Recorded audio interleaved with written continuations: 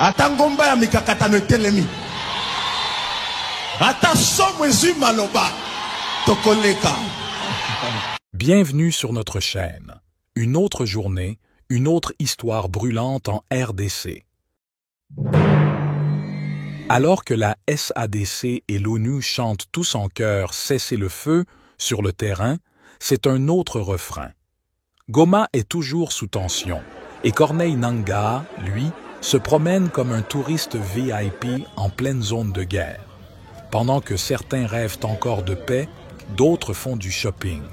Mais version pillage. Notre maman, une brave commerçante, pleure son conteneur rempli de marchandises disparues comme par magie. Et oui, dans le Goma d'aujourd'hui, ton stock peut s'évaporer plus vite qu'un verre d'eau en plein désert.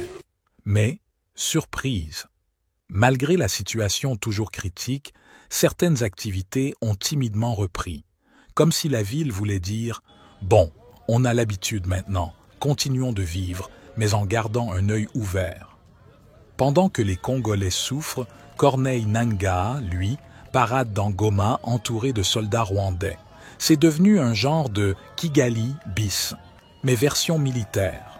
Il se balade, il provoque, et il promet d'aller jusqu'à Kinshasa comme s'il réservait un billet pour une excursion safari. Le gars ne doute de rien. À ce rythme, il va nous sortir un vlog. Comment marcher dans une ville en guerre sans stress? Face à ce désordre, le président Félix Tshisekedi a sorti une nouvelle carte de son jeu. Le général Kakule Évariste, fraîchement nommé à Bukavu. Son défi? Ramener l'ordre et montrer que la RDC ne se laisse pas faire. Mais soyons honnêtes. Envoyer un général, c'est bien. Encore faut-il que l'armée ait les moyens de ses ambitions. Parce qu'en face, Kagame ne rigole pas. Son plan? Étendre son influence sur l'est du Congo sous prétexte de protéger les Tutsis. Selon lui, tout le monde dérange les Tutsis. Vraiment? Pourquoi les pays africains, qui pourtant ont le potentiel économique important, sont en proie pour des guerres et du terrorisme avec la complicité de certains pays occidentaux? Vous voyez ce qui se passe ici, tout près de chez nous. Pourquoi ce silence? Est-ce que la communauté internationale ne voit pas les conséquences? Je vous dis que si ça continue comme ça, la guerre risque d'être généralisée dans la région. Parce que le peuple ne peut pas se laisser faire. Si le Rwanda continue à faire des conquêtes dans le territoire et dans notre pays, je sais qu'il va arriver même au Burundi. Parce qu'il est en train d'entretenir des jeunes réfugiés. Même le Burundi lui a répondu en mode « Calme-toi, voisin, on te voit ». Kagame semble prêt à tout pour asseoir sa vision. Et vous parlez. Ah, mais j'étais un peu, évidemment, humilié. Il dit, mais écoutez, parce que vous ne savez pas qui sont les Tutsis. Vous ne savez pas, moi je suis Tutsi, dit-il. Je peux remonter, le sont les Tutsis qui sont ici au Congo. Ce sont eux qui vont l'abattre. Ce sont eux qui vont le faire partir. Mais j'attends depuis 2 semaines, je ne suis pas encore reçu.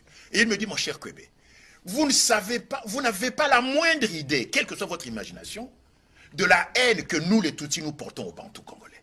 On vous hait, on vous déteste. Et d'ailleurs, on vous appelle des chèvres dans notre argot. Les pays d'Afrique centrale commencent à comprendre que ce n'est pas juste une querelle locale, mais un plan bien huilé.